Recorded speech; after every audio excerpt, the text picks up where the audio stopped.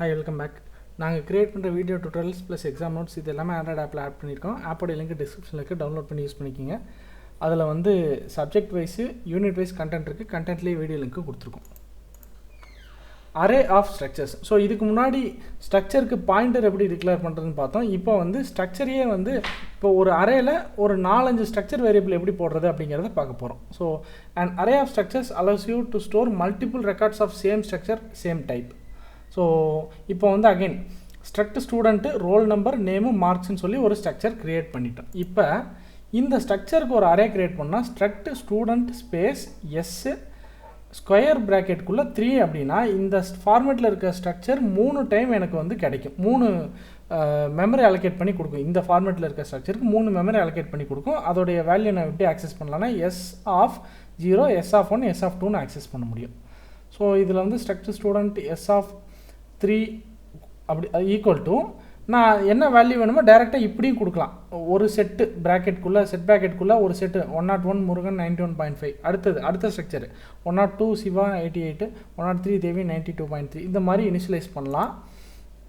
அதை எப்படி ஆக்சஸ் பண்ணலான்னா S(0)roll number, S(i)roll number, S(i)name அப்படின்னு சொல்லி ஆக்சஸ் பண்ண முடியும்.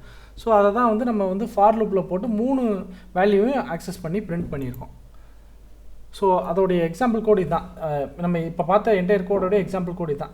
ஸ்ட்ரக்ட் ஸ்டூடெண்ட்டு அதுக்குள்ளே இருக்க variable int roll number character name float marks கொடுத்தாச்சு.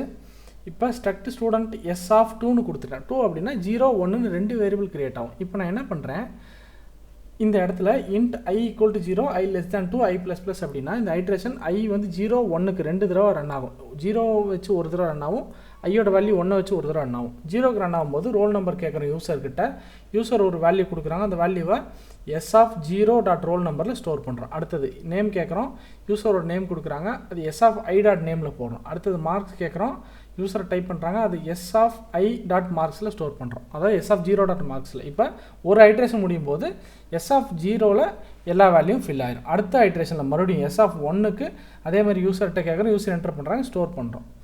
இப்போ அதே ஃபார் லூப்பில் S(i)roll number, S(i)name, S(i)marksன்னு சொல்லி பிரிண்ட் பண்ணுறோம். ஐட்ரேஷனில் 0, 1 அப்படிங்கிறது 2 வேல்யூ ஃபாரில் வந்து i வந்து 0, 1 2 ஐட்ரேஷன் ஃபாலோ ஆகும். ஏன்னா <2 கொடுத்துருக்கோம், 1 வரும்போது முடிச்சுட்டு 2 வரும்போது எக்ஸிட் ஆயிரும். ஸோ இதுதான் வந்து ஸ்ட்ரக்சரை எப்படி அரேயில் ஸ்டோர் பண்ண முடியும், மல்டிபிள் ஸ்ட்ரக்சர் வேரியபிள்ஸை எப்படி ஒரு அரேயில் ஸ்டோர் பண்ண முடியுங்கிறதுக்கான எக்ஸாம்பிள்.